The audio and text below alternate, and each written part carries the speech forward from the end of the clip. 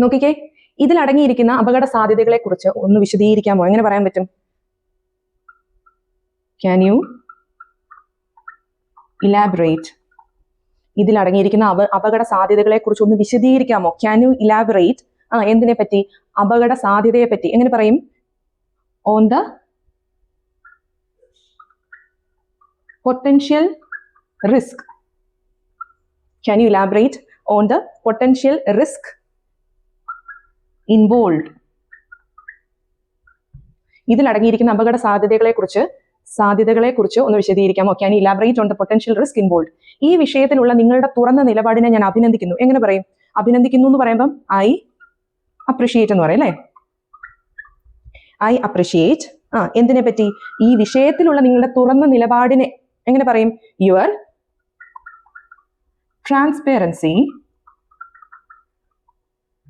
I appreciate your transparency regarding this issue. I appreciate your transparency regarding this issue. ഇരുപക്ഷത്തിനും ഗുണകരമായ ഒരു ഒത്തുതീർപ്പ് നമുക്ക് കണ്ടെത്താം. എങ്ങനെ പറയാൻ പറ്റും? നമുക്ക് കണ്ടെത്താം. Let's find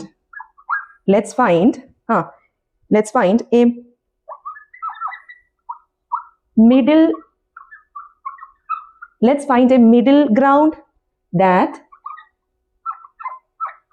benefits ആർക്ക്? ഇരുപക്ഷത്തിനും. Both parties. ഇരുപക്ഷത്തിനും ഗുണകരമായ ഒരു ഒത്തുതീർപ്പ് നമുക്ക് കണ്ടെത്താം. Let's find a middle ground that benefits both parties എന്നെങ്ങനെ പറയും? ഓക്കെ, ഇത് നമ്മുടെ പ്രൊജക്ടിന്റെ നിലവിലെ പരിധിക്ക് പുറത്താണ്. ഇതെങ്ങനെ പറയുന്നത്? Let me know in the comment.